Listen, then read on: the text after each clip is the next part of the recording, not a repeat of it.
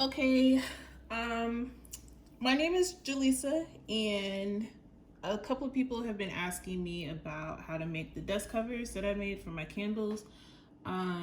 So basically, this I also printed and did some as well. This is a rough one, so. But yeah, so basically, I'm just going to be doing kind of like a step-by-step tutorial. Um, Showing how I did it, my process. I basically design everything on Canva. And then after I design it, I export it and then import it into Cricut. And then in the Cricut Design Studio, I go ahead and either do just a straight cut or a print and cut, depending on if I have words or designs actually on that dust cover. So for those of you who have never used Canva before, I got a couple of people who asked me about that as well. I prefer to use it on an actual computer versus on my phone for the design aspects of it. You don't get as many just things. You can't really do as much if you're on your phone. So if you're on your computer, I already have this pulled up, but basically this is just an empty sheet. It's an Instagram post size. The size doesn't matter at all. You're gonna do the sizing once you actually get into Cricut or whichever cutting machine you have. So basically you're just gonna start off by taking your empty post and then you're going to go into elements, and you see like all the shapes and stuff that I've used will pop up here. So the same thing, once you start using Canva, if you've never used it before, you'll have your recently used things and they'll just pop right up. So basically I just took the circle and then I sized it and centered it. And then what I'm gonna do is make this white and then make the background a dark color. And that just helps me, focus on what it is that I'm actually doing. So then you're gonna take another circle and make that small. So this second circle is gonna be your pull tab. You can make your pull tab whatever shape you want it to be. Same thing with your actual dust cover. So if you have so basically I'm just gonna start another one down here. If you have a square or cube shaped jar, same process. And then you can add in another one if you really want to. So what I like to do,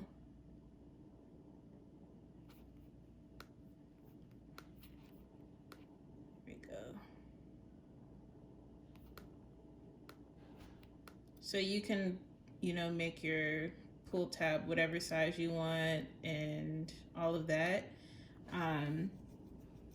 Basically it's up to you.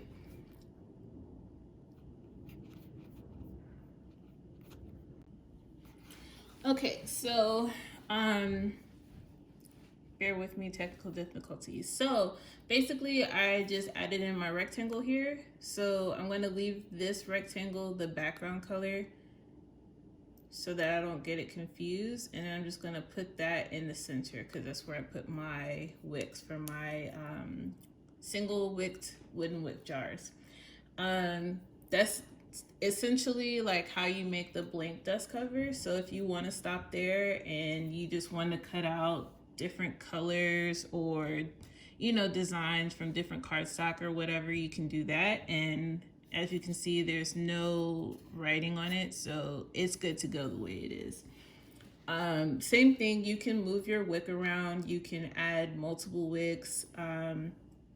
For some of the jars that I do a double wooden wick, so you just would copy and paste, and then you can put them right next to each other, or you know, at whatever spacing you prefer. But obviously, like, you're gonna want to do this based on how you personally wick your jars. You can also use this as a centering tool. So I've seen people who will, you know, make one of these that fits directly inside of their jar, and then they'll just drop it down on the inside and take a little Sharpie or something and mark where the center would be. And then that way their wick is centered and they know exactly where to place that dust cover because it's going to fit every time. So for this template, I'm just going to use the one double or the one single wick for the wooden wick. And then as you can see, I've already done a couple of other ones. So I have a double wick for a cotton wick. I got a single for a cotton wick, and this is the original one. So once you export it, what you're gonna do is go to download, and you're gonna save it as a PNG. So you can save it as a SVG. It's really your preference because some of the design studios only will let you upload in SVG, while some of them will only let you do, you know, any of these other. So I prefer PNG because you get that high quality. It's gonna have the sharp edges and everything. Everything's gonna be good. And then that way you can still use this for anything else. If you do a SVG, you're kind of limited into what type of file systems you can upload your files to. So I just like to use PNG for everything. That way I can just always have it. So you're gonna have the PNG, and then you can, you know, play with your sizing here. This doesn't change the size. Like I said, you're gonna change the size in your Cricut. However, for some designs, it's a little bit easier if you blow it up just a tad bit, so you get more of the pixels, and then, you know, you can just go ahead and add the stuff in there. And then for this, we're gonna go ahead and make it a transparent background. So what that's gonna do is erase the black that's out here, and that's it. Like, it's just gonna have the black gone. And then select which one of these you wanna save. So we're not quite done with this. That's just, you know, your method for saving. So before we go ahead and save, what you're gonna wanna do is take your pieces. So that's your wick cover, your wick slot, your dust cover, and the pull tab. You're gonna wanna select all of those and group them. So what that's gonna do is now you have this one dust cover that is fully together, and when you actually go and save it, it's not gonna throw those pieces into your design studio just anywhere. They're gonna be together because now this is one picture. And then the same thing, like I said, when you save it and you save it with a transparent background, now you're gonna get just this white here. And it doesn't matter, it's not gonna disappear on your design studio. It's gonna be perfectly fine, you'll be able to see it. You can also, you know, change this to whatever color you want to print it. So in this case, the paper is kind of a lighter shade of white. It's more like, I guess it's called marshmallow. So it's like a softer white color. I printed a color on top of that just a little bit, just so that it gave it just a little bit more warmth, so it matched my brand a little bit more. That's up to you. You can leave the color the way you want it, or you can add color to your dust cover. So if you look up here, it's almost not even something you can notice, but this is just slightly a darker shade than white. So according to this is FCF5EB, and the all white one that I have further down on the screen is all Fs. So that's your hex codes. So then if you want to design something on it, so say you want to, put words on it. For this one, I just put my logo, the name of the candle, what type of candle it is, and, hand poured in Maryland. So I didn't want to load the dust cover with too much on there because I still have an actual label. But I also didn't want to leave this particular one blank. I also added, please remove before lighting your candle, because you can never give too many warnings to some of our customers, and you makers know.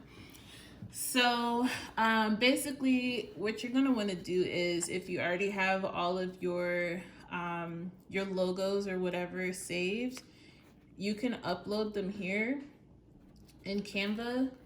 And then you can just scroll down to wherever it is, if it's already been uploaded, and you can just add it. So for mine, it just pops it right on the screen, and then I can go ahead and resize that so that it fits the size that I wanted and the location that I wanted. So the cool thing about Canva is that now you can also, if you have the Pro version, at least the Pro version, so that one's $10 a month, you can add in just about anything you want. So I can add in, any of these different elements, and it will allow me to have them. Whereas with the free version, you don't get as many options for your whatever you're designing, because you have to pay for those images. So same thing, if I wanted to add a picture, I could just resize this down and add that on there. And then when I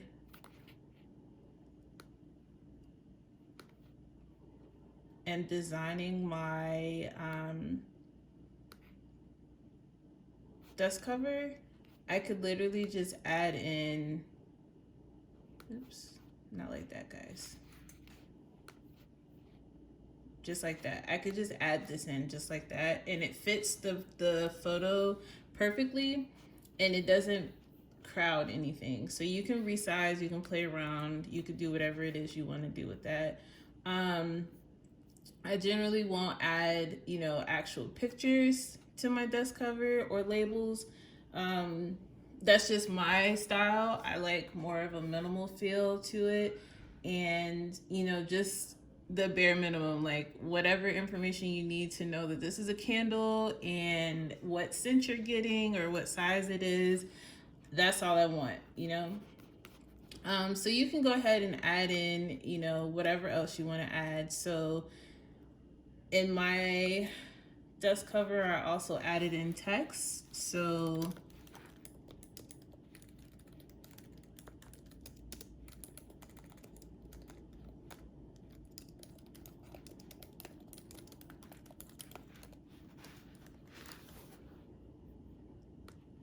go ahead and change this color, and I just pick random colors just for this, so this part doesn't really matter. So the cool thing that you can do now is, if you come over to effects, when you have text highlighted, is you can curve it.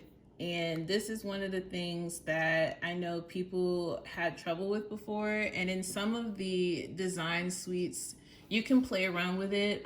So some people would add in their text after the fact, like after they've designed the majority of their dust cover or whatever it is they're designing, because Canva didn't have this ability before. So now that it does, you can literally do whatever you want to do with this. So you can change the direction of the curve, you can add more curve, less curve. You can follow the outlines of the circle that you have, or you can make your own thing. It's pretty much like the sky's the limit with this. You have the free reign. You can also add in any of these different types of text. Depending on which one you do, it may or may not work or print the way that you see it on the screen. So just be cognizant of that, just so you don't get disappointed when you go into print. So say we want to add this in here. I can add in this text and then change the name of the candle like that. So now I have, you know, this, whatever this fragrance is. And you can, like I said, you can add whatever it is you want to add. So now that we've done that, then you would just go in and you can, like I said, save here. So you're gonna keep it as a PNG. You can upsize it or downsize it, but just know that the smaller it is, the fewer pixels it has, the less easy it is to read. But you also don't want to make it too big because that changes the file size itself. So the bigger the file size, the harder it is and the slower that your system is going to be able to download it and import it into something else. Make sure that you click the transparent background and then click on whichever one it is that you want to send into your Cricut system. So now that I already have mine saved, I'm just gonna open up my Cricut. And here is the one that I had before. So basically what you're gonna do is open up a new canvas and then you hit upload. And then you go to upload image, you browse for whatever that file is that you're looking for. And let's say you have your image and everything, so it pops up here. So this one is already going to be a transparent background because I told it to be transparent. So you can also, you know, play around with other designs that you may have come up with. So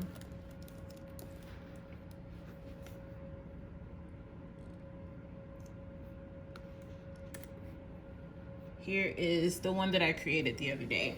So here is my desk cover. So what I'm gonna do is once I select the image to upload, I'm going to use complex. So complex helps the color stay, and it basically allows the system to recognize the contrast and detailing between all of the colors that you're using.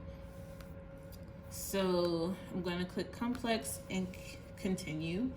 So then I'm going to look at this. So mine, because it's such a large file, so this goes back to whatever size you selected.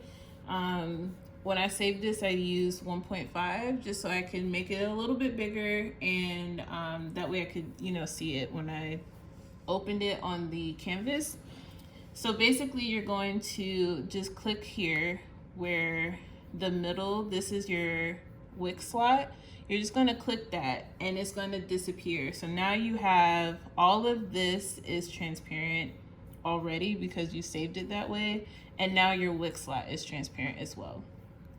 So then you just click continue, and this is where you make your decision. So instead of, you know, remaking a million different dust covers,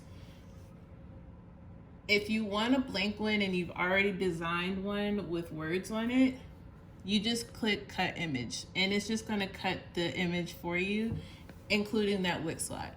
If you want to continue with your already designed desk cover, you just click print then cut. So you can, you know, change the name of it and everything will pop up and it'll be fine. So I've already saved these in here, so I don't want to resave them, but essentially you're just going to click which of the options you want to do. So like I said, if you want just a blank desk cover and you don't want any words on it, you're going to do a cut image. And if you want your desk cover that you've designed with your words and logos and whatever else you've put on it, you're going to want to do a print then cut. So now I'm going to go back to my actual canvas, and here you can see that I saved it as a print and cut, and it'll tell you over here also it's going to be a print and cut. So the cool thing that I also like about using Cricut is that you can actually make this just a regular cut file if you really want to.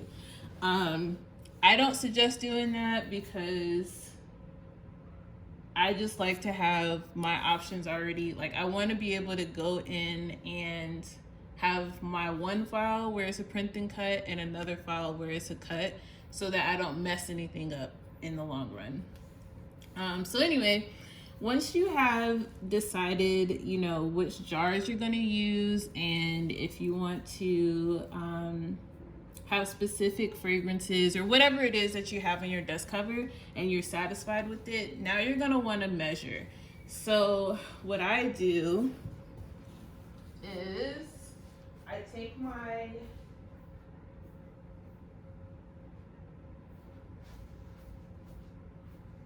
candle and I just take a regular ruler, and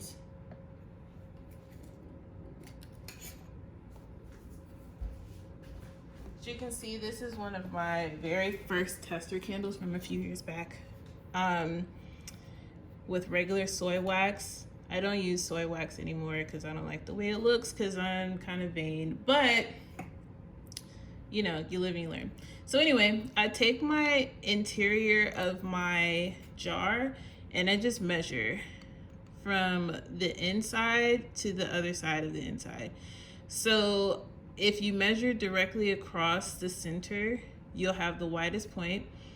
And then I just subtract just a little bit from whatever that number is. So if it says it is about 3.5, almost 3.5 inches, I just take a little bit from that. So what I did when I printed mine was I did 3.3 inches.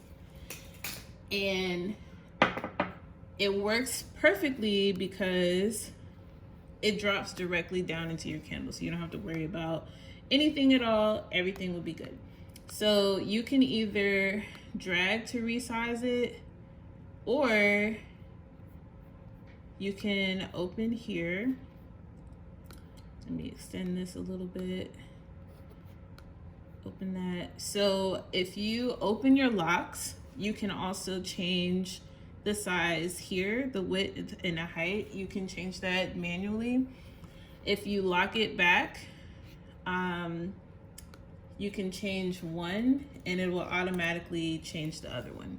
So now it's 3.3 circle all the way around. So now it's ready for me to cut. And this is specifically for the aura. So I know that if I use a different jar, it's not going to necessarily fit the same. So if I use one of these jars, for instance, this one is not the same size. So I can't just put the same size in there. And the same thing for the wick. Like, this is, although the cotton wick will fit, I don't like the look of the cotton wick in the wooden wick slot. So I'll just remake another one just for this. So what you're gonna do now is click Make It.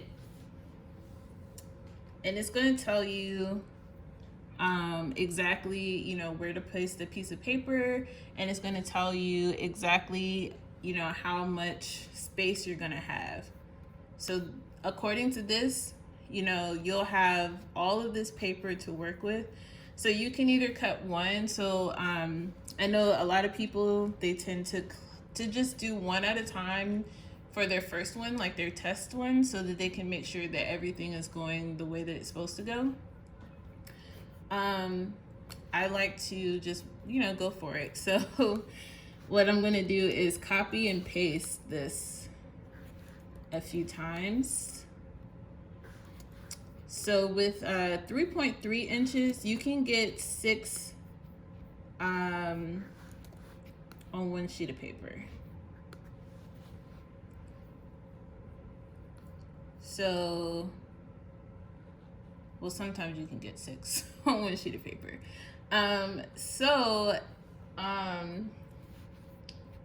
Basically it's gonna tell you if it's too big, or, you know, based on whatever size paper you have or whatever size dust cover you have. It's going to let you know if you need to use 2 mats or if you need to use a longer mat.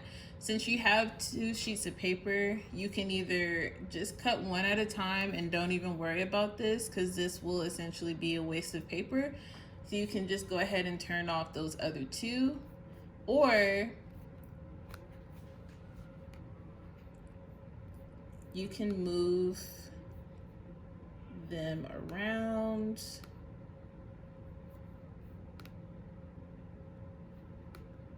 And just eat up some of the space that's in between them.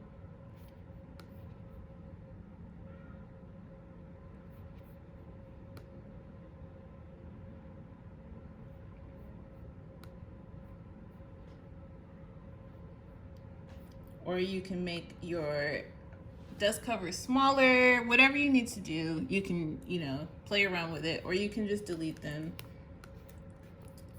And then now you're good to go. So when you put the paper on there, you're just gonna wanna put this on your glue mat. So I don't know if you guys know, if you're not familiar with the Cricut, but it tells you when you get your Cricut, it usually comes with a couple of mats. If it doesn't, you're gonna wanna get the blue one. This is the light grip. This is good for paper. The green one is the standard grip, and although it's like my favorite, it's my go-to, it can be a little bit sticky for your paper products. So if you put paper on it, it might not come off, and then it just kind of defeats the purpose. So you're gonna want to use the blue mat, or if you're using another company's mat, just make sure that it says light grip, or that it's for light grip or paper.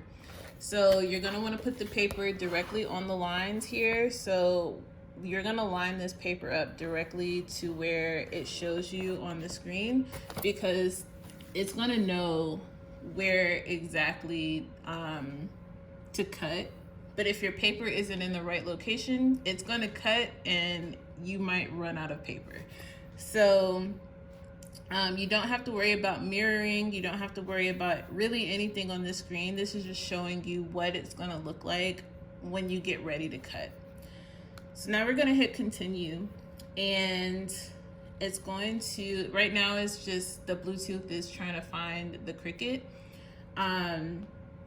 So what you're gonna wanna do is hit send to printer. So mine automatically pops up with the printer that I wanted to print at. So if you have other printers here, you're just gonna wanna make sure that you're using the one that you want it to go to. So in my case, I'm using this printer. This is my photo printer. It does everything I need it to do. It's perfect. It does my labels great. It does literally everything great. So, and usually if you have printer issues, it's based on the settings that you use. So, if you're having problems, just try to get familiar with whatever your settings are.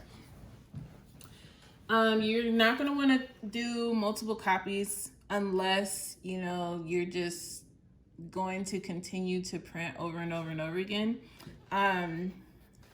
I just like to do one at a time, just so I can make sure that it prints exactly what I want it to print, and then that way it's not wasting paper if it's not good. And the same thing, like I said, with the settings, you got to make sure that your settings are good, because sometimes the colors may be washed out, or they come out a completely different color than you were anticipating, or anything. There's a plethora of things that could go wrong. So you just want to make sure that you're printing exactly what you want to print. We're going to take off the bleed. So the bleed is good for some projects, especially like if you're doing stickers and everything. We're not going to need the bleed for this project because it's just going to add extra space, and we don't need that. It's actually going to make this project not work. So also I like to send the print screen. So even though you can set it up here, if you set it up here and just click print, it's going to print basically what you see on the screen. So you're not going to be able to play with your printer settings if you need to. So if you tell it to use the system dialog box, it's going to pop up with that dialog box before it actually prints, and it probably will end up behind your Cricut design space area. So you're gonna want to move that around. So I'm gonna click print, and as you can see, it's circling, and that's just telling you that it's waiting for you to actually print it. So if I move this, here's my printer dialog box. So now, like I was saying, you can tell it, you know, to feed from a certain tray. You can tell it what type of paper you're using. So if you're using something that's not just regular cardstock, you're gonna want to go in here first and, you know, play with these settings to make sure that the colors are good. One of the things that I noticed using my photo printer is that if I click photo glossy paper instead of specialty glossy paper, the colors don't come out the way that I want them to. So the colors, for some reason, like if I'm saying I want something to turn out like a tan or really any color, it adds more blue and it takes out the yellow. So I'm not sure why, you know, that setting does that, but just keep in mind that whenever you're printing, you might get something that you're not really looking for, and that would be the reason why. And then for the quality, I like to just push mine up to best. That way it's not blurry, it's not, you know, messed up, and then hit print. So I'm not gonna print this because I've already printed. But when you do print, it's going to, you know, come out of the printer. You're going to get your piece of paper. You're going to put it onto your mat. So once again, it's going to look just like this. And you're going to line the paper up exactly the way you see it. And then you're just going to press it down. You can just rub it down so that it doesn't come back up. And then you're going to set your base material. So in my case, for, you know, these dust covers as well as the rose gold ones, I've used 65-pound cardstock. So 65-pound cardstock is the light cardstock, and I already have that here. So I just click this, and you can see like this is the material that your Cricut is now set to cut. You don't have to worry about changing your blades or anything unless you've been doing, you know, other projects. So you don't need any tools in your first clamp. You do need your 5-point blade, which is the one that your Cricut generally comes with. And then it just lets you know which buttons to press. So for mine, I don't change the pressure at all. I leave it on default, and the default setting will cut basically anything you tell it to cut. I haven't had an issue with it unless I'm doing, you know, glitter vinyl when I'm doing vinyl projects. However, when I use the light cardstock, I like to cut twice, and I've pretty much always cut twice when I do any type of project with my Cricut. And that just allows the machine to go back over it and recut one more time without me having to reload it or anything. I don't like to add more pressure just because when you add more pressure, sometimes it's too much. So it starts to like scratch up the mat. Whereas when you add, when you just press the button to cut it again, for me anyway, it just allows the machine to cut back through those same lines, and it doesn't add any more pressure to it. So then, you know, you're gonna go through and you're gonna add your paper to your mat and press the load button. So that is this button that looks like a double-headed arrow. You're gonna load that into the machine, and then once you load it into the machine, it's going to basically just you'll see the sensor with the blade in it. You'll see it roaming over your paper for a few minutes, and what that's doing is these black lines that are on the paper, those are the cutting margins. So the machine is basically reading everything that's within those margins, so it can make sure that it knows exactly where to cut. So then you're basically going to go ahead and tell it to cut, and that's when you press the button right next to it, the go button. And when you press that button, you basically just, wait for it to finish cutting. So in this case, like I said, it's going to cut all of your dust cover out. It's going to cut the entire circle, and it's going to cut around your pull tab, and then it's going to cut the middle out as well. So this one was the first one I did. I didn't cut twice on this one, so as you can see, it's a little bit rough around the edges. And that's okay if that's the style you're looking for, but like I said, I like mine to be more precise. So when I went back and did these, and I redid the ones with the logo and everything as well, but I made sure that I cut twice. So another thing that I noticed is when I cut twice, it actually pulled up off of the mat perfectly. Like, it didn't take any time at all. It literally just, like, I pulled it up and it just automatically came up. So I didn't have to fight with it or use any of the special tools that the Cricut comes with. And everything was good to go.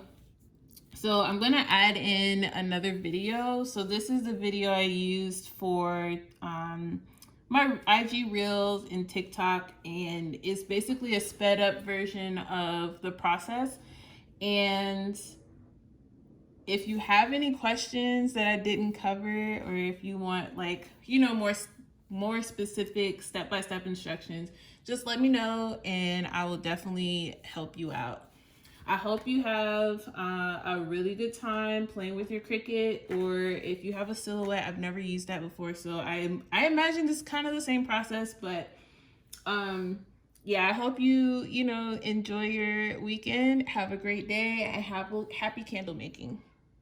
Yeah, it's for my people in the streets, and it's